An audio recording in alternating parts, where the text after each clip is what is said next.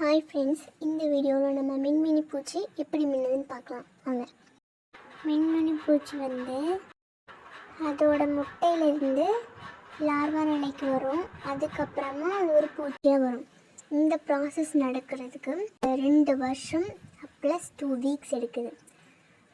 அது ஒரு பூச்சியாக வந்த பிறகு அதோட லைஃப் டைம் ஒன்லி 2 months தான். ஓகேவா?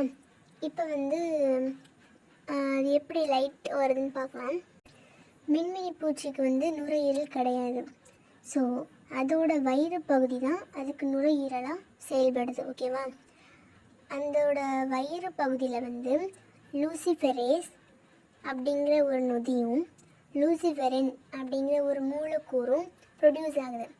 அதாவது மூலக்கூறுனா ஒரு சின்ன துகள் மாதிரி, சரியா? இப்போது அது சுவாசிக்கும் போது அதோட வயிற்று பகுதியில் ஆக்சிஜன் வரும். அப்படி அந்த ஆக்சிஜனோட இந்த லூசிஃபெரனும் லூசிஃபெரஸும் சேரும்போது ஒரு லைட் உருவாகுது. நான் எப்போ ஆக்சிஜன் உள்ளே வருதோ அப்போ லைட்டை மின்மினி பூச்சி ப்ரொடியூஸ் பண்ணுது. ஓகேவா?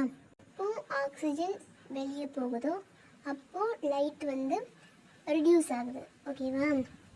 இதோட வயிற்று பகுதியில் உருவாகக்கூடிய இந்த லூசிஃபெரின் அறிவியல் சம்பந்தமாகவும் மருத்துவத்துறையிலும் மருந்தாக பயன்படுத்தப்படுது. ஓகேவா? அப்புறம் இதில் இன்னொரு சுவாரஸ்யமான விஷயம் என்னென்னா, ஃபீமேல் விண்மினி பூச்சியால் பறக்க முடியாதான்.